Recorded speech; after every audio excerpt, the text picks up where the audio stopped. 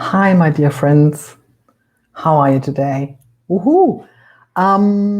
Yes, another episode of Spot on Feng Shui today with me. And today's topic is procrastination. So, if you remember one of my videos I did about the Trinity of Feng Shui, where I've been talking about heaven luck, earth luck, and man luck. So, procrastination falls definitely into the category of man luck. So, if you remember, Feng Shui is the earth luck, is everything in your environment to harmonize that and to align it.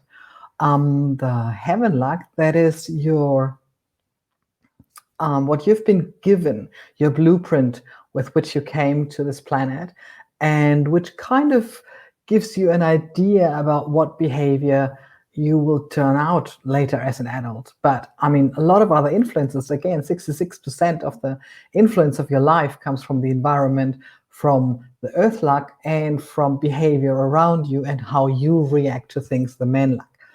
So today's Spot on Feng Shui is about the man luck, and I couldn't wait until I could dive into all of that behavioral and thought pattern stuff. So, um, with this one, the thing is with the heaven luck, there are possibilities over time to really look into what might be a big challenge of you this year. And it could be that it is procrastination. But let's just look into the behavior.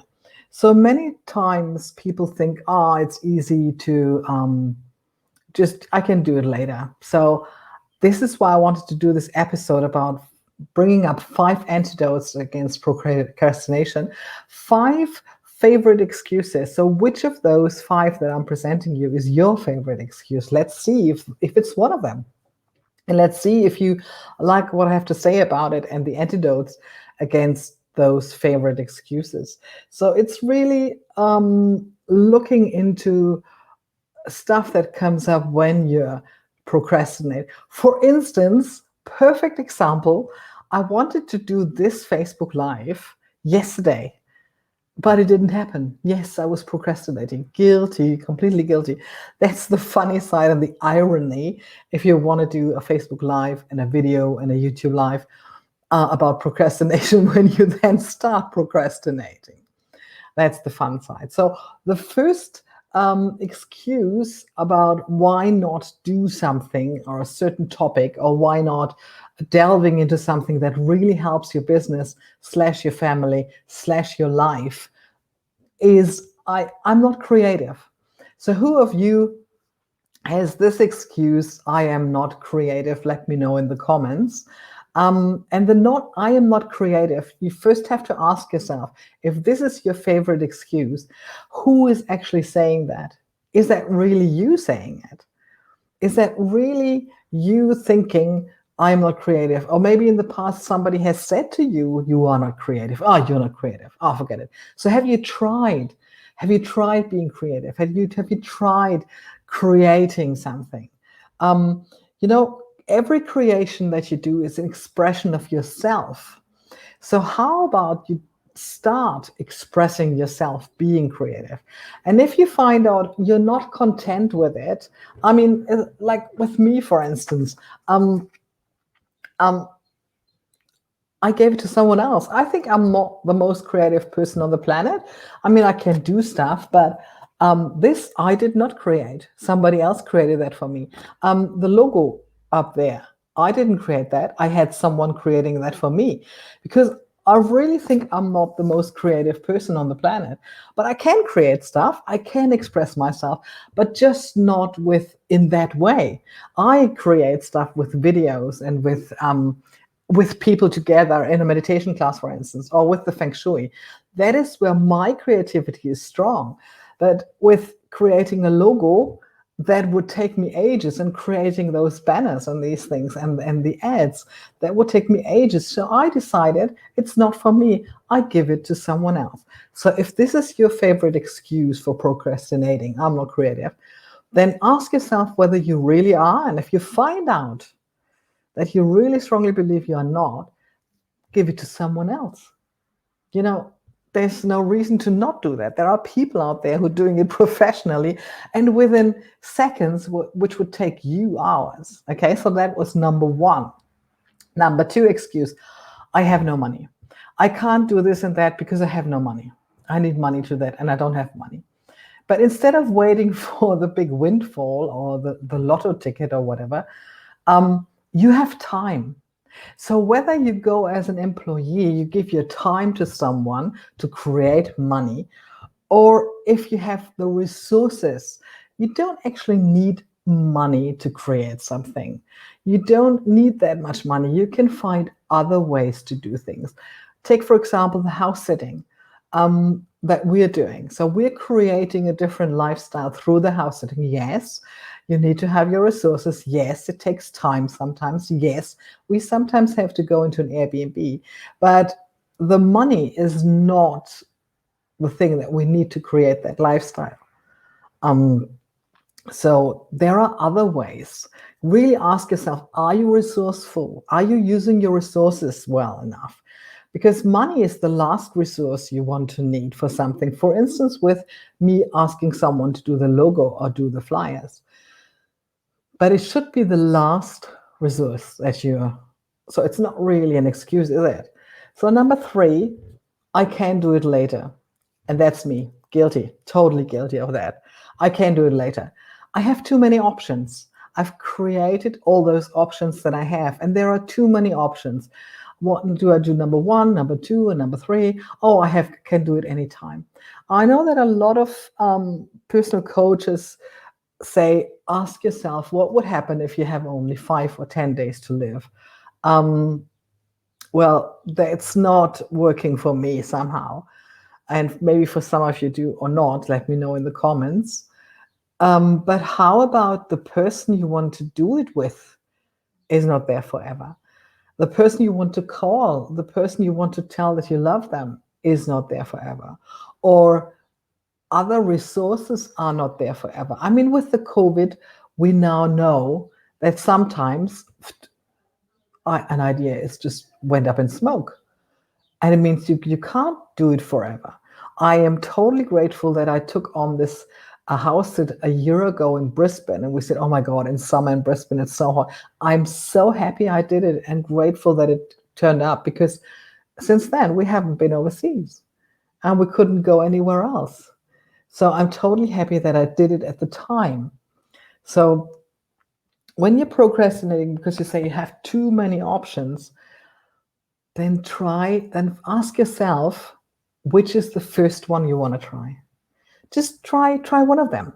Which is the first one? Which is the easiest one? Which is, you never know which option works, and this is why you're procrastinating. Then try one after the other. Just think about which one to do first. And this is one of the things where my lists come in. I'm such a list fan. It's just horrible, I know.